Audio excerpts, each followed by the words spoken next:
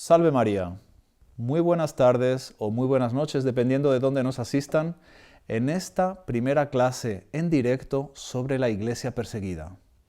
Yo soy el Padre Ignacio Montojo, soy español, pero vivo en Brasil, donde estoy en misión pastoral, tengo 40 años y soy doctor en teología. Vamos a tratar sobre este tema que es de tanta importancia para los católicos de este siglo XXI, la Iglesia perseguida. Y para comenzar, vamos a contar un hecho muy interesante, muy significativo, que se dio al inicio del siglo XX. San Pío X, el Papa Santo del inicio del siglo XX, estaba dando una audiencia pontificia a uno de los colegios romanos, a uno de los seminarios donde se preparaban futuros sacerdotes. Y en cierto momento, de forma inesperada, preguntó para los jóvenes seminaristas: ¿quién me dice cuáles son las señales distintivas de la Santa Iglesia? Hay un joven más valiente, se levantó y dijo: una santa, católica y apostólica, como está en el credo. El Papa dijo: no, está faltando una muy importante. Otro se levantó y dijo: romana. Romana, efectivamente, pero falta una más importante. Todos se quedaron en silencio. El Papa los miró y dijo: perseguida. La Iglesia siempre es perseguida, tal como fue perseguido su divino fundador. Y hoy en día nosotros vemos diariamente, cada vez con más frecuencia, noticias que aparecen en internet, en la televisión, en las que cada vez con más frecuencia y con esa frialdad propia del mundo periodístico, hechos de persecución a los cristianos. En países infieles, es verdad, en países que no son de tradición cristiana. Pero vemos que ahora, con cada vez mayor frecuencia, esas persecuciones se comienzan a manifestar en países de Occidente, en países fundados por cristianos, en países que se construyeron sobre una realidad cristiana. Vamos a coger aquí algunos hechos aquí aleatoriamente. Por ejemplo, un estudio de la ayuda a la Iglesia necesitada que decía hace no mucho tiempo que de cada persona que es perseguida por la religión en el mundo, 3 de cada 4 son cristianos, ni más ni menos. ¿Cuántas veces se olvida ese dato? En la lista mundial de la persecución del año 2020, nos da todos los datos del año anterior, fueron casi 3.000 cristianos asesinados, casi 10.000 iglesias atacadas, casi 4.000 cristianos detenidos por su fe. Y esto no es apenas en esos países donde los cristianos son una minoría perseguida, también, como decía, en países occidentales. Por ejemplo, un país, en otros tiempos, mi tierra, católico como era España. Cada año los delitos de odio contra la Iglesia Católica van creciendo, cada año van creciendo. Por ejemplo, en el año 2019, último año del que tenemos estudio, que fue publicado recientemente por una asociación independiente, el 80% de los casos de ataques a la libertad religiosa en España fueron contra católicos, en un país que en otros tiempos se decía que era el estandarte, el baluarte de la Iglesia Católica. ¿Qué nos dicen esos datos a nosotros? Nosotros que estamos asistiendo a esta clase en Estados Unidos, tal vez en otros países, que somos católicos, que somos cristianos, que amamos nuestra fe y que tenemos la idea de que vivimos en un país con libertad religiosa, donde es respetada la libertad de conciencia. Hemos visto recientemente iglesias quemadas en Estados Unidos, en Chile, en otros países, en Francia. Han sido quemadas iglesias por personas que odian a la Iglesia Católica. ¿Qué nos enseña esta situación? ¿Qué lecciones podemos sacar de todo esto que está pasando? Este es el motivo de la clase a la que ustedes están asistiendo. Entender las razones por las cuales está pasando esto. Esto tiene un sentido sobrenatural. Dios nos está dando alguna lección, alguna llamada de atención con todo eso que está pasando. Es el motivo de esta clase. ¿Cuál es nuestro modelo? ¿Cuál es nuestro fundador? ¿Cuál es nuestro Dios? Nuestro Señor Jesucristo, la segunda persona de la Santísima Trinidad, Dios Hijo, hecho hombre. Ese es nuestro modelo. Christianus alter Christus. El cristiano debe ser otro Cristo. ¿Y qué nos muestra la vida de Jesús? Ustedes algunas veces han analizado la vida de nuestro Señor Jesucristo por el prisma de la persecución. Pensemos un poco. Cuando es apenas un recién nacido, es rechazado por sus propios familiares. Y un ser humano, porque él tenía la naturaleza humana pura, no podía ser más inocente recién nacido. Sin embargo, el poder temporal de aquella época, Herodes, lo persigue deseando su exterminio, de tal manera que los primeros mártires de la historia de la Iglesia son los santos inocentes, muertos por causa de esa persecución a nuestro Señor Jesucristo. Él tiene que huir a Egipto y pasar años, la Sagrada Familia, en el exilio por causa de esa persecución. Bueno, saltemos a su vida pública. ¿Qué es su vida pública? Sino la historia de una persecución porque, como dice el apóstol San Pedro, pasó por el mundo haciendo el bien. Nos dice, por ejemplo, el apóstol, el evangelista San Lucas: comenzaron los escribas y fariseos a acosarlo terriblemente y a proponerle muchas cuestiones, armándole trampas para cogerle por alguna palabra de su boca. Lo dice San Lucas en su capítulo 11. Y también, no solo queriendo cogerlo por palabras, pasan a la obra porque nuestro Señor se declara Hijo de Dios, porque era su misión, declarar su divinidad y declarar que había venido a salvar el género humano. Tomaron piedras para arrojárselas. Eso en el capítulo 8 de San Lucas todavía. Pero es tanto el odio que en cierto momento ellos querrán borrar su nombre entre la humanidad. Llega a decir San Juan en el capítulo de la curación del ciego de nacimiento, que los enemigos de él se habían convenido que si alguno le declaraba Mesías, sería expulsado de la sinagoga. Nos dice San Juan en el capítulo 9, en ese hecho extraordinario de la curación del ciego de nacimiento. Está bien, así va aumentando el odio. Nosotros podemos hacer por una coletánea, por una armonía de los evangelios, cómo fue acirrándose esa lucha de nuestro Señor con sus enemigos, especialmente los fariseos, hasta llegar al episodio de la resurrección de San Lázaro.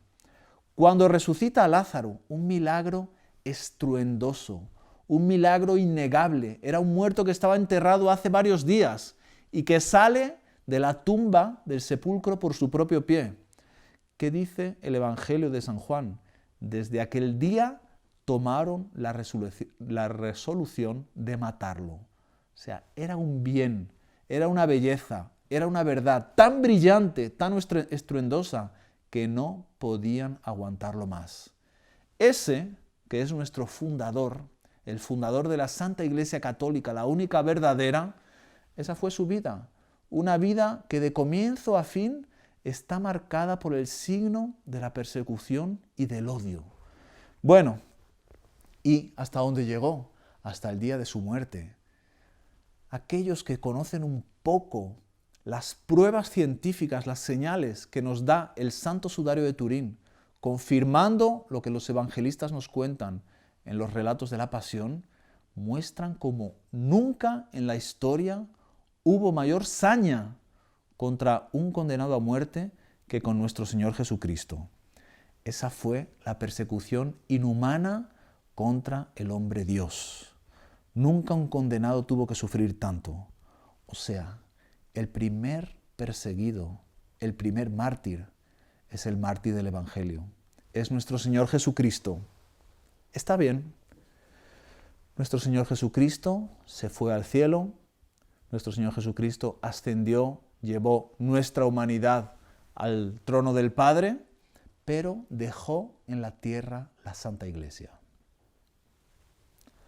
La Santa Iglesia no es otra cosa sino la presencia de nuestro Señor Jesucristo en la tierra. Es su cuerpo místico. Nuestro Señor Jesucristo es la cabeza, la iglesia es el cuerpo, nosotros somos los miembros. ¿Está bien? Por lo tanto, Cristo y la iglesia están indisolublemente unidos en una identidad de vida, de pensamiento y de acción. La prueba la encontramos en los Hechos de los Apóstoles. En el capítulo 9, San Pablo es convertido por el propio nuestro Señor Jesucristo, un relato apasionante, a camino de Damasco, donde él iba también a perseguir a los cristianos. Cuando él es, según la tradición, arrojado del caballo, en cierto momento nuestro Señor le habla: Saulo, Saulo, ¿por qué me persigues? Y él dice: ¿quién eres, Señor? ¿Qué le responde nuestro Señor? Yo soy Jesús a quien tú persigues. Él estaba persiguiendo a Jesús. Tal vez él ni siquiera haya conocido a Jesús, pero estaba persiguiendo a los cristianos. Estaba persiguiendo a la iglesia. Persiguiendo a la iglesia, él perseguía a Jesús. Ahí el propio nuestro Señor nos muestra esa identidad entre Cristo y la iglesia. Por lo tanto, ese misterio de la cruz, ese misterio de la persecución, es algo indisociable, como decía San Pío X, de la identidad de la Santa Iglesia Católica Apostólica Romana. Es lo que dijo Jesús en el Evangelio. San Juan capítulo 15. Me persiguieron a mí y os perseguirán también a vosotros. San Lucas en el capítulo 21. Los hombres se apoderarán de vosotros y os perseguirán, y os entregarán a las sinagogas, y os arrastrarán al tribunal de los reyes y gobernadores, y os harán morir a muchos de vosotros, y seréis aborrecidos de todos por causa de mi nombre. Nuestro Señor Jesucristo nos lo advirtió. Él no nos hizo una falsa promesa. Él dijo que en esta tierra la identidad del cristiano es la persecución. Incluso cuando Él promete a aquellos que abandonen padre, madre, tierras, riquezas, por amor a su nombre, Él dice que obtendrán con persecuciones 100 veces más en esta tierra y después la vida eterna. Es la identidad del cristiano. Y así lo ha atestiguado la historia. Quien es discípulo verdadero de nuestro Señor Jesucristo, en cierto momento tiene que pasar por la persecución. Y por eso, el propio nuestro Señor, antes inmediatamente de subir al cielo, dijo: vosotros seréis mis testigos hasta los confines de la tierra. Está en los Hechos, capítulo 1, versículo 8. Testigos, en griego, es el término de donde fue sacado la palabra mártir. ¿Por qué? Porque desde los primeros tiempos, ese testimonio que nuestro Señor Jesucristo pidió y profetizó que cada cristiano debería dar, ¿cuántas veces fue sellado con la propia sangre? Por eso, mártir quedó, la palabra mártir es el sinónimo de testimonio, de testigo. ¿Cuántos mártires a lo largo de la historia de la Iglesia? Es una prueba de la autenticidad de la Santa Iglesia, que nuestro Señor Jesucristo hiciera esa profecía y que nada más el partir para el cielo se diera de ese modo. ¿La prueba la tenemos con quién? Los 12 apóstoles. Los 12 apóstoles, nada más comenzar la predicación del Evangelio, al poco tiempo de comenzar a hacerlo en Jerusalén, explota una persecución violentísima contra ellos, por cierto providencial, porque sirvió para esparcir el Evangelio mucho más lejos, y todos tienen que huir. ¿Cuál es el testimonio que dieron los apóstoles? Al menos San Juan, todos ellos dieron testimonio hasta el derramamiento de su sangre. Todos ellos fueron mártires. Dice incluso la bellísima liturgia de la Iglesia: plantaverunt ecclesiam in sanguine suo. Es una de las antífonas del propio de los apóstoles. Ellos plantaron la Iglesia con su sangre. O sea, aquella semilla que nuestro Señor Jesucristo había dejado, ellos la plantaron y la regaron con su propia sangre. ¿Por qué? Porque decía nuestro Señor que si el grano de trigo no cae en tierra y muere, queda solo, pero si muere, da mucho fruto. Y es así. Ya en su cuna, la Iglesia nace en medio de persecuciones, acosada por los judíos que no se convirtieron, acosada por los romanos, huyendo para todos los lados, pero al mismo tiempo predicando, anunciando el Evangelio, llevando a todas las almas la palabra de Dios, y en medio de la persecución, contra todo pronóstico, hombres sin instrucción, sin medios, sin protección de ningún tipo, hacían crecer el Evangelio allí donde predicaban y fundaban las primeras comunidades cristianas, creando un movimiento inédito en la historia de la humanidad. Y así, debido a esas primeras persecuciones, ellos se dispersaron por todo el Imperio Romano y comenzaron a predicar. Conversiones en masa, milagros impresionantes. Y en el año 64 explota la primera persecución. El emperador Nerón define a los católicos como enemigos del género humano. A partir de ese momento, la catarata de calumnias que se lanzará contra los cristianos es inimaginable. Para dar un ejemplo muy conocido y que todos los historiadores narran, ellos llegaban a decir, haciendo una parodia de la Eucaristía, que en las reuniones de los cristianos eran sacrificados niños para beber su sangre. Esa era la explicación que ellos daban de la Eucaristía, probablemente por una interpretación malévola de algún apóstata que daba ese relato a los propios enemigos del cristianismo. Y así va.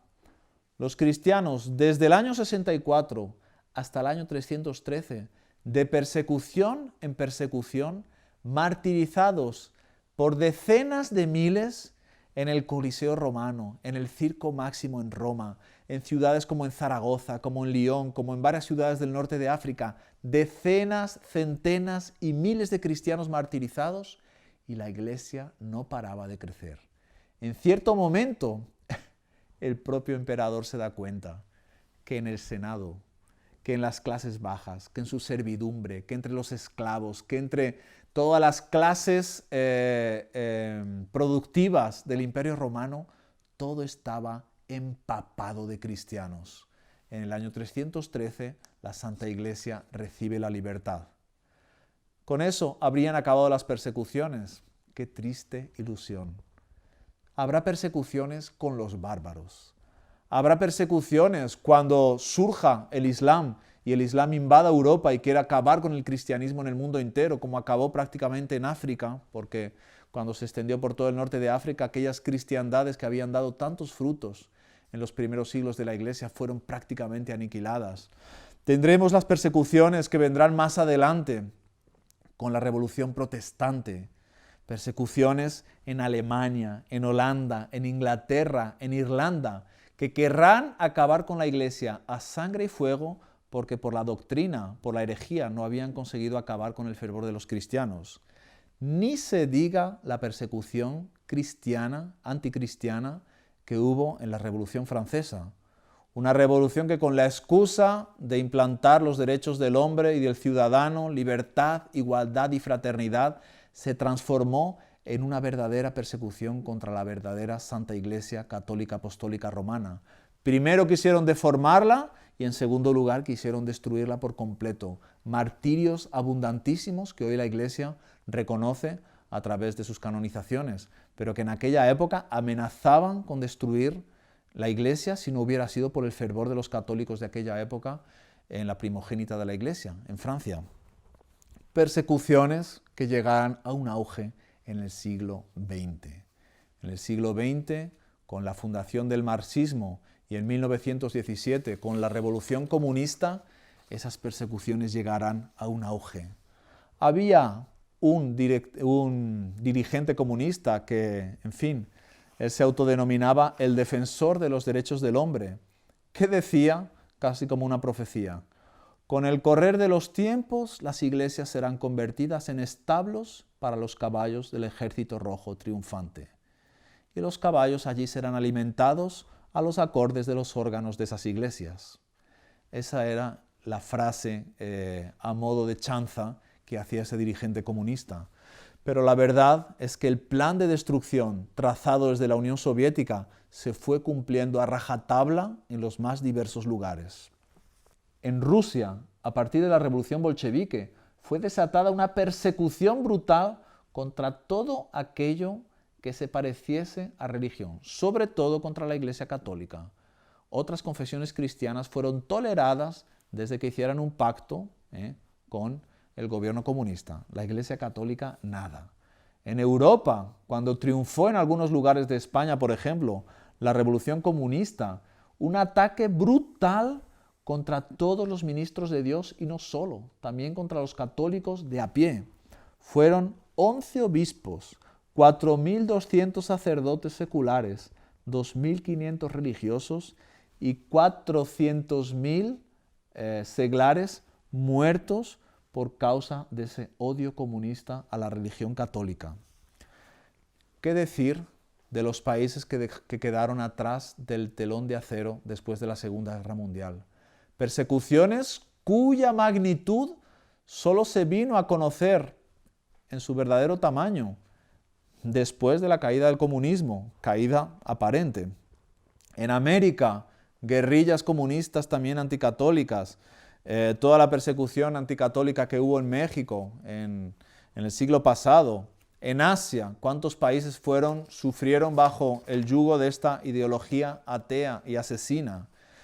La Iglesia del Silencio en tantos países. En fin, nosotros podríamos estar aquí la noche entera hablando sobre los crímenes contra la Santa Iglesia que se cometieron en el siglo XX. Pero aquí estamos hablando de crímenes físicos, ataques violentos, solo que en cierto momento la ideología marxista, en cierto momento el odio anticatólico se transforma y ya no se va a preocupar tanto en hacer mártires, sino que se va a preocupar en hacer apóstatas y ateos.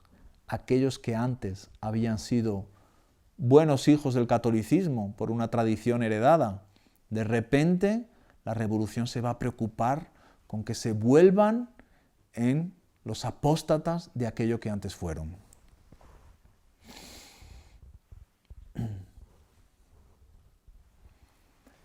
Este es el aspecto probablemente más diabólico de esa persecución que se desarrolla a lo largo de estos 20 siglos de historia gloriosa de la Santa Iglesia Católica, construida sobre un camino de sangre.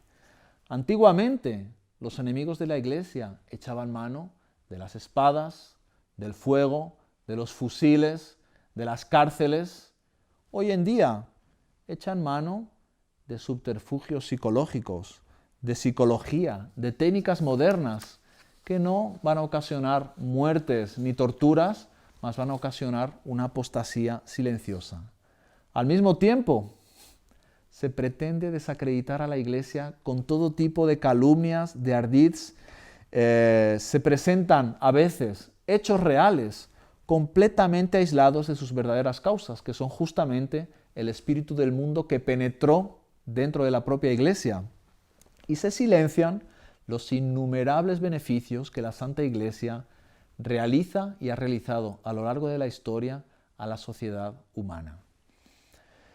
Y así, con todo tipo de artes, con todo tipo de calumnias, de exhibiciones hostiles, de todo lo que se pueda imaginar, va siendo sacada de la mentalidad de los hombres, especialmente de aquellos que fueron educados en un país católico, va siendo sacada la mentalidad cristiana y va penetrando el virus del relativismo, el virus del indiferentismo religioso, el virus de la apostasía completa. Los resultados son peores, porque aquellos que quieren mantenerse fieles a los principios de la Santa Iglesia van a ser perseguidos terriblemente, primero de forma tácita, por una policía silenciosa que, en fin, ataca y azuza a aquellos que no quieren seguir al rebaño que va abandonando todas las ideas del cristianismo.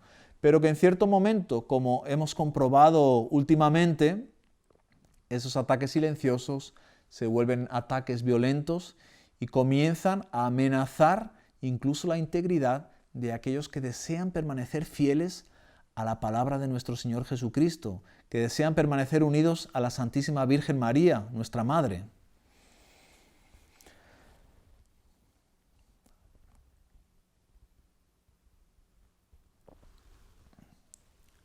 Y esto sin contar un aspecto terrible y doloroso de toda esta persecución, que son los enemigos que tenemos en casa.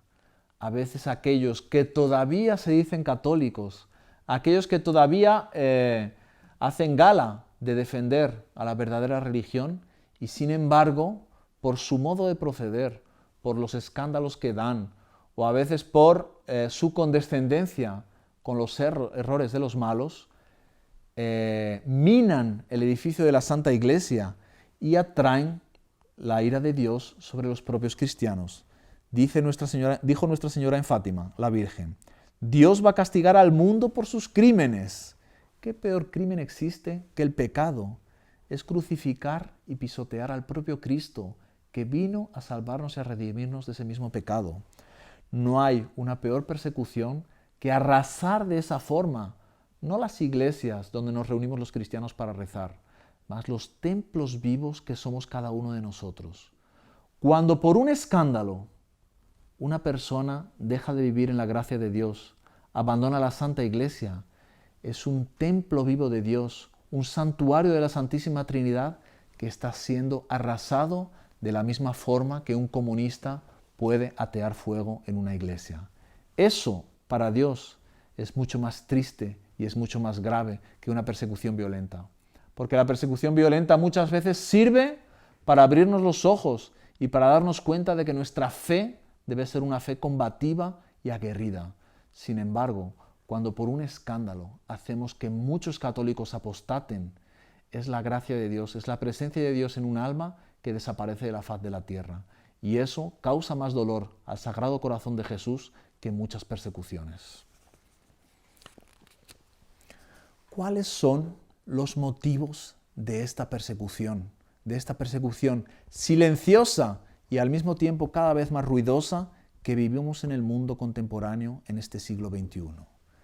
Ya San Agustín decía en el siglo V, en su famosa obra inmortal, La ciudad de Dios: dos amores han levantado dos ciudades. El amor de sí mismo hasta el desprecio de Dios, es la ciudad del mal. Y el amor de Dios hasta el desprecio de sí mismo, es la ciudad del bien, la ciudad de Dios.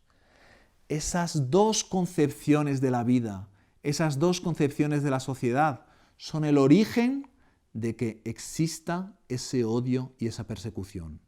Aquellos que escuchan el mensaje de nuestro Señor Jesucristo quieren con empeño construir esa ciudad de Dios, esa ciudad por amor de Él, olvidándose de los propios intereses, queriendo solo la gloria de Dios Todopoderoso.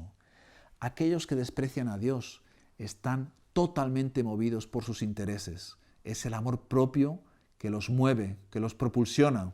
Solo existen dos amores: ese amor de Dios llevado al olvido completo de sí mismo, o ese amor de sí mismo llevado al olvido completo de Dios. Y esos dos amores en cierto momento entrechocan y hacen con que se dé esa persecución. ¿Por qué permite Dios que esto ocurra? Primero, para escandalizar a las mentalidades paganas que piensan que el reino de Dios, que la construcción del reino de Dios es algo maravilloso en lo cual nunca debe haber lucha, nunca debe haber entrechoque. Eso no es así. La cruz es un regalo que Dios da a la humanidad para su santificación y para su plena identificación con Él. Al mismo tiempo, es un castigo para el mundo. Recordemos las palabras de la Virgen en Fátima, en 1917, tan pocas veces recordadas, a pesar de que se habla tanto de Fátima. Ella dijo bien claro: Dios va a castigar al mundo por sus crímenes de guerra, con la guerra, el hambre y la persecución a la Iglesia y al Santo Padre. Si no se enmienda, Rusia propagará sus errores por el mundo, promoviendo guerras y persecuciones a la Iglesia. Los buenos serán martirizados, el Santo Padre tendrá mucho que sufrir y varias naciones serán aniquiladas. Como dijimos, la Iglesia representa a Cristo que camina aún sobre la tierra. La Iglesia representa lo divino dentro del mundo. La Iglesia no es del mundo, pero representa lo divino dentro del mundo.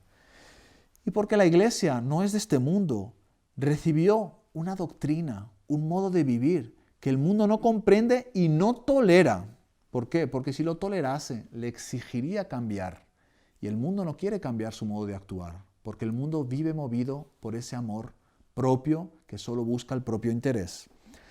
Las exigencias de santidad son contrarias a las pasiones humanas y por eso, una vez más, se da ese entrechoque. La Iglesia representa ese aspecto divino en el mundo por su doctrina. Es un conjunto de verdades al que se pone el mundo con todos sus errores, con todas sus herejías, con todos sus egoísmos. La Iglesia representa el espíritu del Evangelio, que es lo más contrario al espíritu mundano que solo busca el propio interés. Ustedes lean las bienaventuranzas que nuestro Señor Jesucristo profirió con sus labios divinos y compárenlas, aunque sea por encima, con las máximas que el mundo nos ofrece hoy en día. Es la mayor contradicción, la más flagrante que se pueda encontrar. Y la Iglesia no solo por su doctrina, sino también por su propia vida, por la práctica de los mandamientos que ella promueve, por los sacramentos en los cuales se funda esa vida divina de la Iglesia, que son unos canales rebosantes de gracia y de amor de Dios que renuevan la humanidad diariamente, pero la renuevan de una forma que el mundo no acepta, porque los sacramentos son la fuerza para la práctica de la virtud, y el mundo no acepta los 10 mandamientos, el mundo no acepta la humildad, el mundo no acepta la castidad, el mundo no acepta la renuncia a sí mismo. Esto muestra cómo entre el mundo y la Iglesia existe una contradicción irreconciliable y por eso esa señal de la persecución que nuestro Señor Jesucristo quiso para sus hijos, quiso para sus seguidores, es inevitable. ¿Cuál es entonces el papel, la actitud que nosotros debemos tomar delante de esa situación, delante de ese panorama que esta clase nos está mostrando? Dios, el mundo, visiones opuestas que inevitablemente entran en choque. Primero, no nos sorprendamos. Como decíamos al inicio, si nuestro Señor Jesucristo fue tratado así, es normal que lo seamos también nosotros. Él fue tratado de alborotador de las masas, enemigo de César, lo llamaron de demonio, de Belcebú. Bien sabemos que Él dijo, el discípulo no es mayor que su maestro, por lo tanto, es normal que nosotros pasemos por todo eso. Es más, debe significar un consuelo para nosotros saber que estamos siguiendo las huellas de nuestro Maestro. Segundo, no tengamos miedo. Nos dice San Pablo en la epístola a los Romanos capítulo 8. Si Dios está con nosotros, ¿quién podrá contra nosotros? A veces pensamos, ¡ay! Entonces persecución viene encima de nosotros, igual que nuestro Señor Jesucristo. No nos olvidemos que nuestro Señor Jesucristo resucitó y esa fue la victoria más estruendosa contra el mal que conocieron los siglos. Nosotros somos llamados a participar de esa victoria. El destino de la Iglesia es el mismo destino de su fundador, es la victoria. Por más que pasemos por luchas y persecuciones, lo que nos espera es la victoria tal como la profetizó la Virgen Santísima en Fátima. Por fin mi inmaculado corazón triunfará. Y nuestro Señor Jesucristo nos dice que nosotros también daremos testimonio. Debemos tener alegría inclusive cuando se manifiesta esa persecución. Debemos ser testigos de esa doctrina, de ese modo de vivir que nuestro Señor Jesucristo trajo sobre la tierra. Debemos tener un espíritu de fe avasallador que nos dé seguridad delante de todas las embestidas del demonio. Y sobre todo debemos tener una esperanza firme. Es la lección que nos da no solo nuestro Señor Jesucristo, sino muchas veces la Iglesia. Voy a contarles, para concluir, 2 hechos que nos demuestran esto. El filósofo iluminista François-Marie Arouet, más conocido como Voltaire, su lema era «Écraser l'infâme», aplastemos a la infame. A la infame se refería a la Santa Iglesia. Y él decía con todo su orgullo satánico luciferino, decía, estoy cansado de oír decir que bastaron 12 hombres para implantar el cristianismo en el mundo. Yo quiero probar que basta uno para destruirlo. Él era tan orgulloso que creía que él solito iba a acabar con el cristianismo que había pasado por persecuciones a lo largo de 18 siglos. Bueno, Voltaire murió, su ridícula amenaza cayó en el vacío y su muerte fue una de las muertes más horrorosas de la historia. Vale la pena que ustedes pesquisen para conocer cómo es la muerte de un impío. No menos arrogante, una de las personas más arrogantes de la historia, Napoleón Bonaparte. En cierto momento, por su política completamente anticristiana, fue excomulgado por el Papa Pío VII. Cuando él recibió al legado papal que le traía la excomunión, él preguntó sarcásticamente: ¿será que por causa de esa excomunión se van a caer las armas de las manos de mis soldados? Pobre diablo. Primero que donde él se dio de cara fue justamente en los países más religiosos de Europa, que es donde fracasaron sus ejércitos. Pero cuentan testigos oculares que, por ejemplo, en Rusia, las armas de los soldados se caían de las manos por causa del frío de sus manos entumecidas. O sea, su propia palabra fue usada por Dios para ridicularizarlo. Más tarde, el emperador de Cartón se vio obligado a firmar el decreto en el que aceptaba su propia destitución en el palacio de Fontainebleau, el mismo lugar donde él había mantenido preso al Papa, al vicario de Cristo, y partió para el exilio. Curiosamente, aquel Papa que le había llamado viejo vivió 10 años más y duró 2 años más que él, porque Napoleón murió antes que ese Papa que le había llamado de viejo. Estos dos hechos históricos nos muestran que por más que la hazaña, que el orgullo, que la impafia de los impíos se manifieste, quien triunfa al final de todo es Dios. Es lo que ocurrió con Nietzsche. Nietzsche firmaba siempre sus manifiestos. Dios ha muerto, firmado Nietzsche. El día que Nietzsche murió, alguien pintó en la puerta de su casa: Nietzsche ha muerto, firmado Dios. Esta es la lección que nos da la Santa Iglesia. Nuestro Señor Jesucristo nos dijo: no temáis, yo he vencido al mundo. Nosotros bien podemos decir que la Iglesia con nosotros vencerá. Y no vencerá apenas en el sentido de que es inmortal, pero de una inmortalidad que va llegando a un cierto momento que ella entra en agonía. No, la Iglesia siempre manifiesta los más bellos fulgores a cada época histórica que pasa.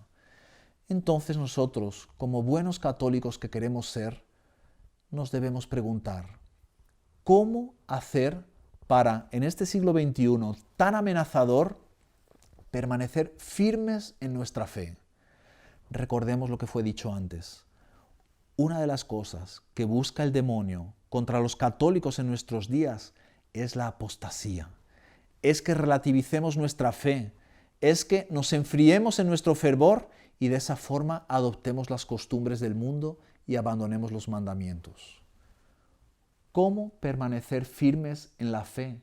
¿Cómo ser estandartes que se mantienen al viento delante de una iglesia perseguida? Es necesario que conozcamos mejor nuestra fe. Es muy triste, pero hoy en día, ¿cuántos católicos se pierden? ¿Cuántos católicos abandonan aquella fe que recibieron de sus padres? ¿Por qué? Por no conocerla, por no profundizar en ella. Por esa razón, les quiero presentar una iniciativa de los Heraldos del Evangelio llamada Plataforma de Formación Católica Reconquista. Es un lugar en el cual ustedes podrán profundizar su fe, conocer mejor la historia de la Iglesia, su doctrina, sus aplicaciones en la vida concreta de cada cristiano. Y para eso les voy a hacer una invitación muy especial. La semana que viene, nuevamente yo, el Padre Ignacio Montojo, daré una clase exclusiva en directo para aquellos que se suscriban en este link que está aquí debajo de la pantalla, en la cual vamos a tratar sobre la importancia de estudiar y profundizar la fe católica y sobre esos tesoros que la plataforma Reconquista nos tiene listos para ofrecer. Espero que todos ustedes puedan estar y que se suscriban, porque va a ser un momento muy especial para nuestras almas. Deseando que esta clase haya sido de provecho, no solo para sus inteligencias, sino también para su alma, me despido deseando para ustedes y su familia las mejores bendiciones de Dios. Para eso rezaré un Ave María y les daré mi bendición. En el nombre del Padre, del Hijo y del Espíritu Santo. Amén. Dios te salve María, llena eres de gracia, el Señor es contigo. Bendita tú eres entre todas las mujeres, y bendito es el fruto de tu vientre Jesús. Santa María, Madre de Dios, ruega por nosotros pecadores, ahora y en la hora de nuestra muerte. Amén. Nuestra Señora de Fátima, ruega por nosotros. El Señor esté con ustedes, y la bendición de Dios Todopoderoso, Padre, Hijo y Espíritu Santo, descienda sobre ustedes y permanezca para siempre. ¡Salve María!